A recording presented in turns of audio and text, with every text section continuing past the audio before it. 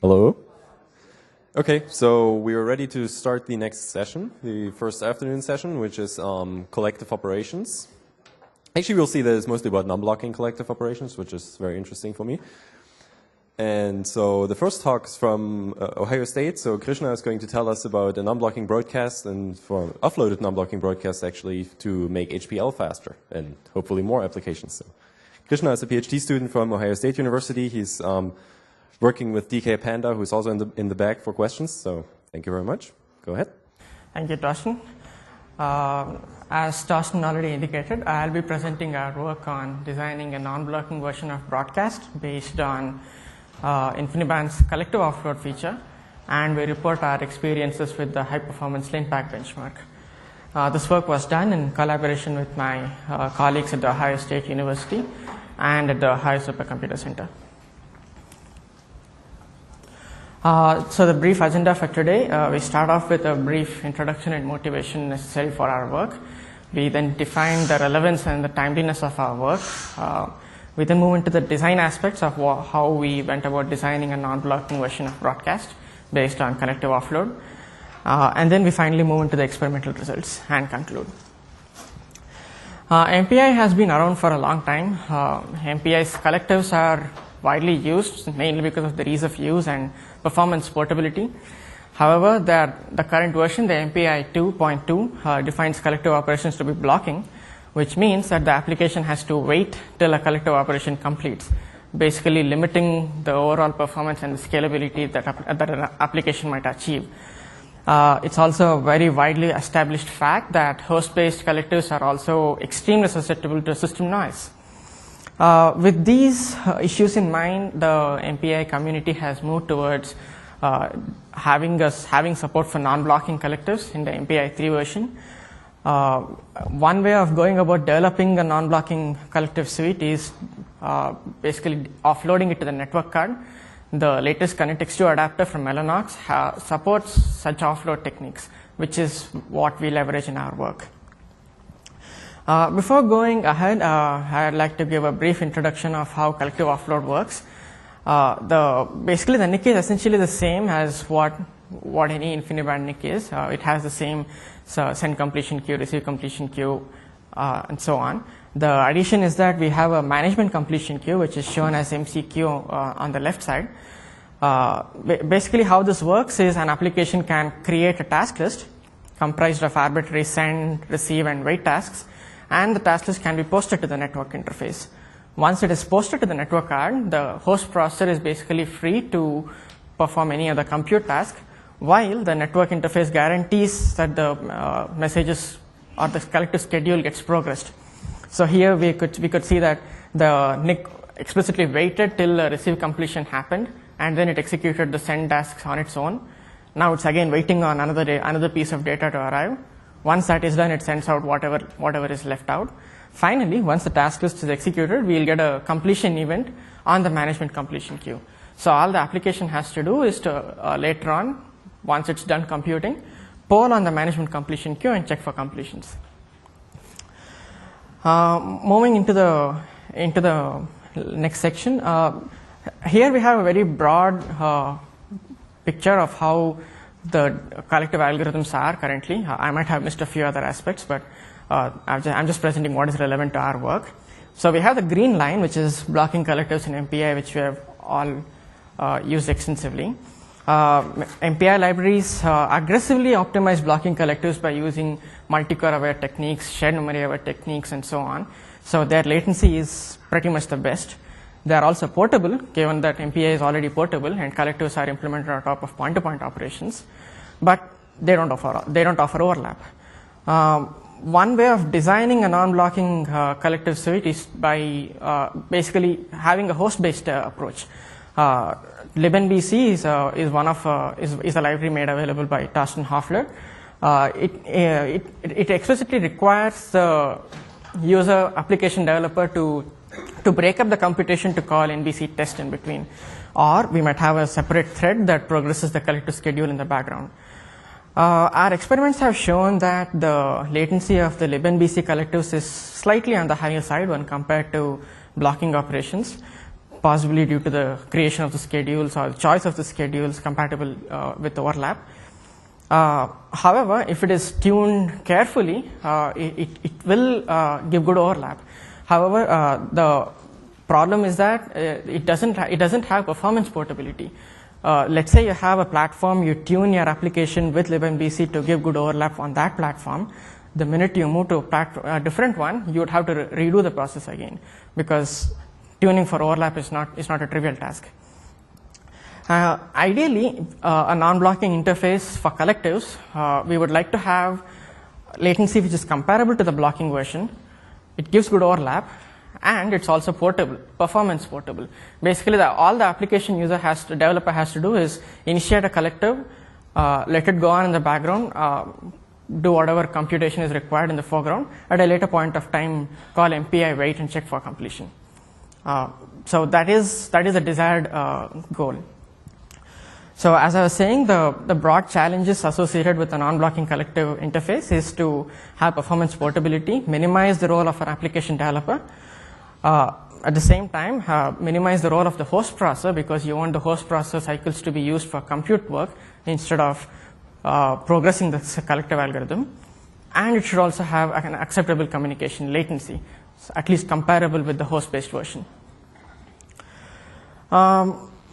Offloading collectives to the network and designing a non-blocking interface is not a new problem.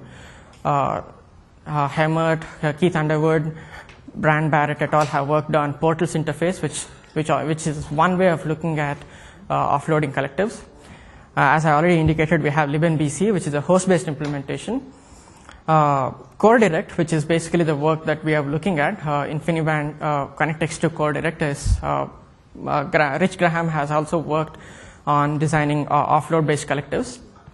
In our previous work, we proposed a non-blocking implementation of all-to-all, and we studied its benefits with a parallel 3D-A50 application. MPI Broadcast 2 has been proposed before. However, that work was done at a slightly smaller scale with about 64 processes. So moving into the crux of our work, we look into the design aspects of having a non-blocking version of broadcast based on collective offload. We look at how a non-blocking version of broadcast can improve communication overlap. We also see if there are benefits with having a non-blocking solution based on collective offload or network offload in the presence of system noise. And we also look at HPL, which is a widely used benchmark used to measure the peak throughput of systems. HPL uses broadcast in one form or another to implement the panel broadcast phase, which is something that we target in our work. And all of our work is based on the MMBC software stack. It's a widely used software stack for InfiniBand networks. You can always visit the website for more information. So moving into the design section. For broadcast operation, the role of each process is actually going to be different depending on where it sits in the tree. A leaf will just get a message and it's done. The root process will just do a few sends and that's all it will be doing.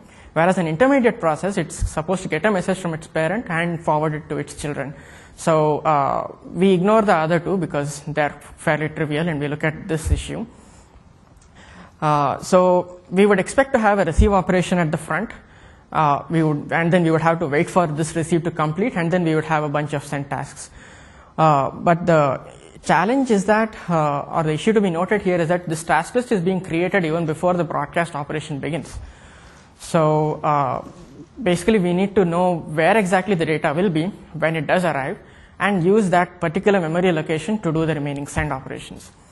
So for small messages particularly, most MPI libraries pre-post a set of buffers to the network interface to minimize latency.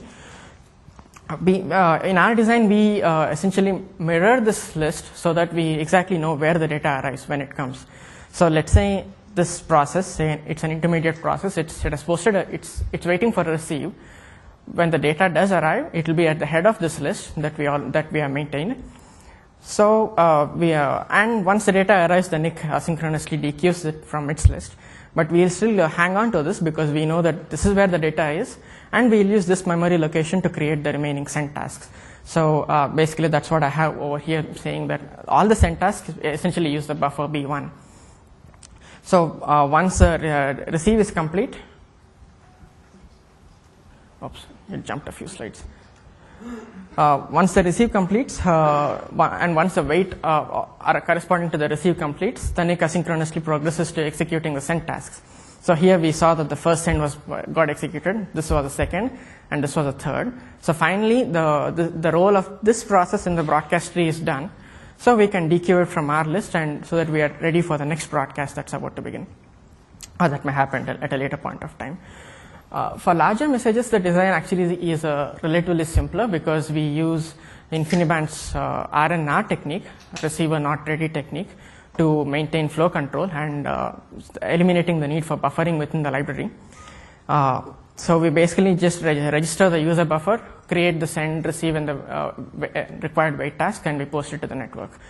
To implement the large message broadcast, we use a scatter and all gather algorithm. Scatter can be a binomial tree, and the all gather algorithm can maybe implemented through either recursive doubling or a ring algorithm. As like any other MPI library, MMBC uses a two-level communicator system to design collective operations. We have one shared memory communicator that encompasses all processes within a node, and we assign one process per node as the leader process, and we have a leader communicator. We schedule a collective across these communicators to achieve lower latency. We can basically follow the same technique to design our network offload based implementation of broadcast. So, or a naive approach would be, given a communicator, we'll just design, we'll just create the task list to mimic the collective broadcast algorithm, irrespective, without really considering the node level topology, which is the flat offload approach. Or we could do a two-level approach. We can do the interleader phase with offload, and the intra-node phase through host, through shared memory. But of course, that phase needs to be done during the MPI wait operation. So we have observed that this technique is better for latency sensitive scenarios. The other way of doing it is to do the interleader phase through offload and also the intra-node phase through offload. However, the intra-node phase needs to go through loopback, and the loopback latency is always going to be higher than shared memory latency. So this technique's latency may be higher, but it also has the potential to offer better overlap. Moving into the experimental results, we have used our cluster at OSU, which has about 1K cores based on the Intel Westmere platform. We use the ConnectX-2 hardware with OFID 151, and all of our work is based on MMBC 1.6. For latency evaluation, we use the regular OSU broadcast benchmark, but for evaluating the throughput, or basically the overlap, we have a small benchmark that I have described on the left side. We basically start a timer, start the MPI IBcast operation, and we make a call to C/DGEM, which handles matrix operations with floating point values. Finally, we'll do a wait for the broadcast to complete, and this way we'll measure the time and the achievable throughput. The other spectrum, the other dimension of our work is to also study the effect of noise. We have a small daemon process which essentially does matrix multiplication operations. We can tune the noise frequency and the noise duration, but this daemon is scheduled across all the cores in our allocation. And we again run the DGEM operation to measure the throughput in the presence of noise.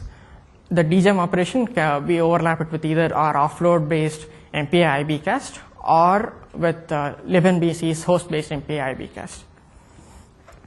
So in this slide, these slides are basically without noise. We get into the noise experiments later on. Here we fix the system size as constant at 256 processes. We also keep the broadcast message length constant at 2 MB, and we vary the HPL or the C/DGEM problem size, the matrix size, and we compare we compare everything against a theoretical peak that we've measured on our system, and the different versions of broadcast. We have offload with the two-level host-based mechanism, which is the red curve, and the libNBC approach with varying test frequencies. Note that if we have to call test often, we also need to break up the C/DGEM problem size, which is not a linear. It's not a linear formulation. So we had to carefully choose problem sizes such that the overall compute work still remains the constant while breaking the compute, so that we call test enough number of times.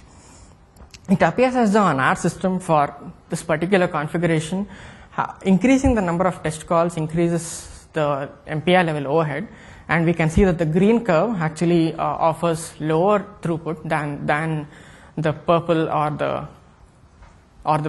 the pink curve, all the three being the libNBC broadcast.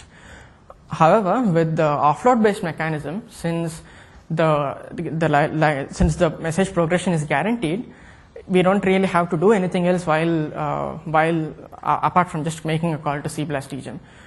Another reason could be is that DGEM usually likes larger problem sizes, so that it fills up the cache and it achieves better performance through cache locality.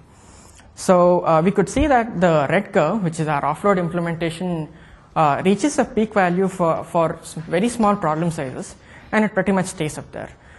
With libNBC test approach also, it's possible to do that, but however, it requires a lot of effort to make sure that we partition the problems in a careful manner, and we also call libNBC test at the right frequency and the right number of times. In this slide, we basically look at the same problem in the other dimension. We choose C/DGEM problem sizes such that the compute time is exactly the same as the communication latency of a given MPI bcast implementation, and we vary the broadcast message length.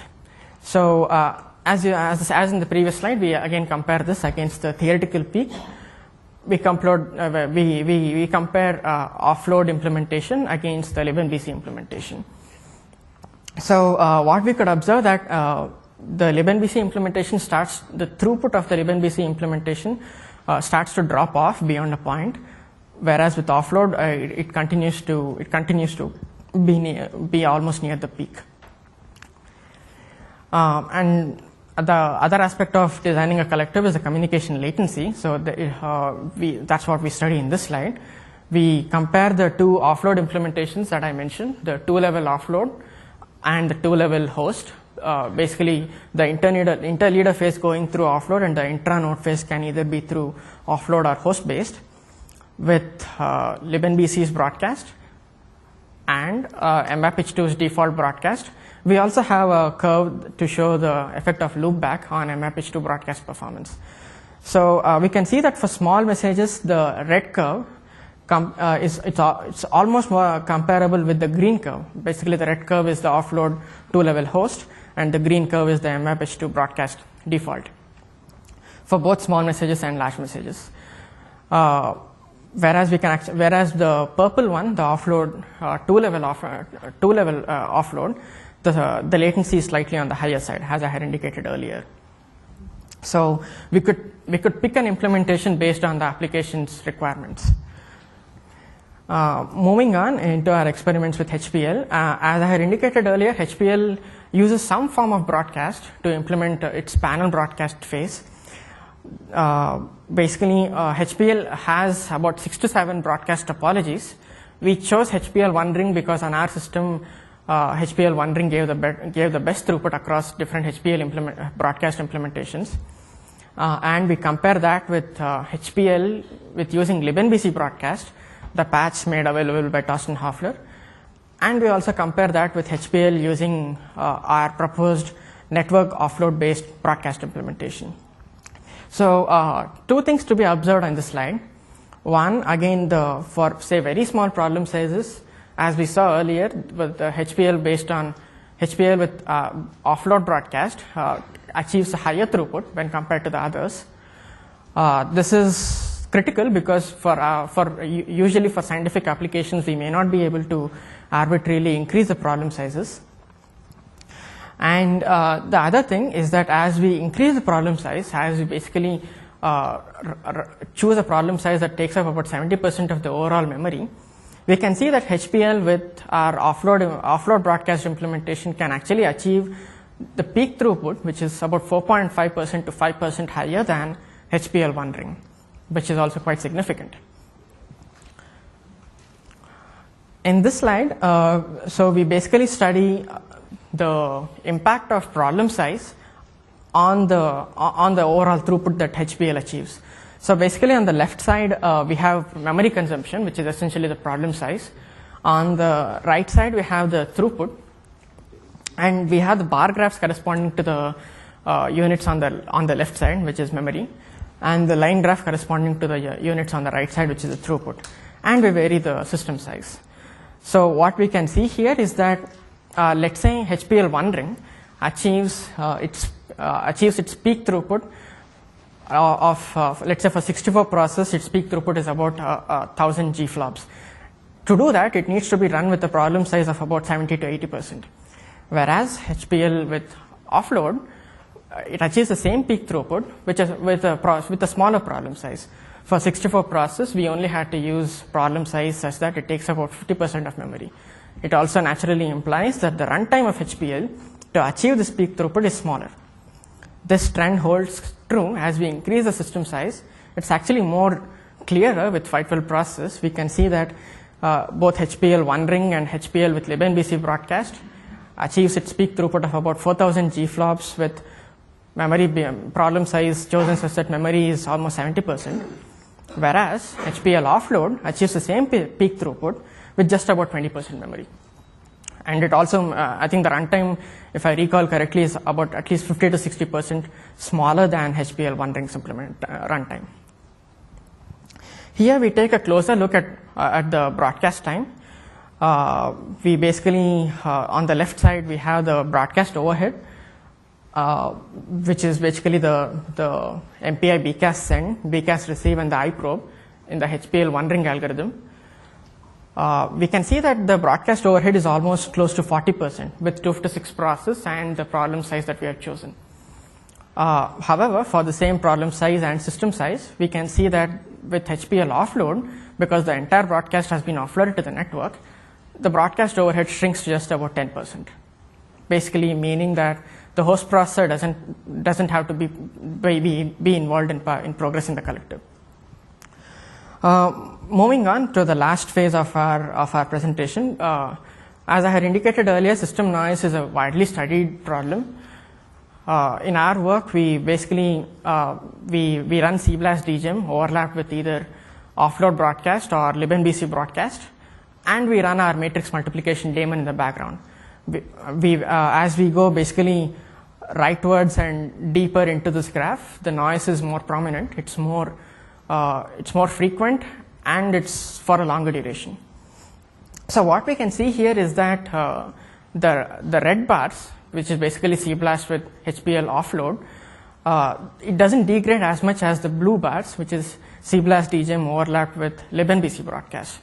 So the reason being that the host processor, since it's not required to progress the collective operation, even if there is noise on the processor, it doesn't affect the latency of the collective operation. However, with libNBC, since the host processor is still required to progress the collective, the presence of noise may affect the broadcast latency. It will in turn affect it'll lead to a higher MPI wait time, and it will pull the throughput down.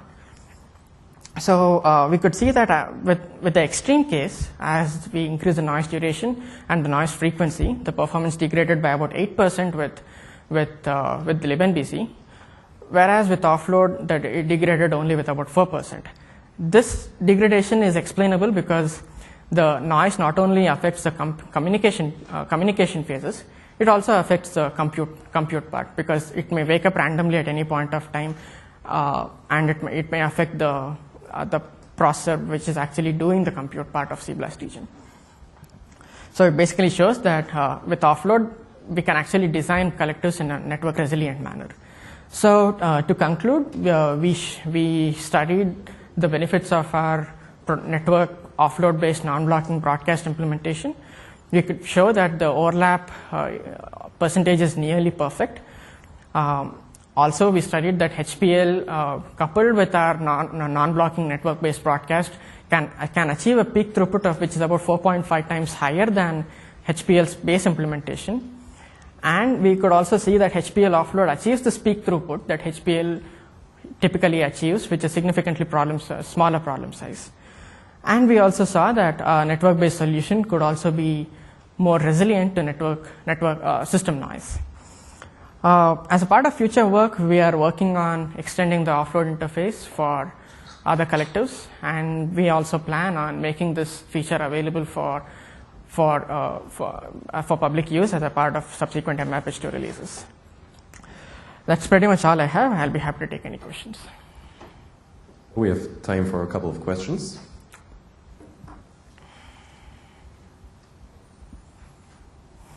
Yes. Did you do any comparison against increasing two-ring modified, which is often used as a broadcast implementation in HPL? And then could you also comment on, I'm not familiar with libMBC, but could you have given a core from the host to libMBC and done a comparison of that implementation as well? Two valid points.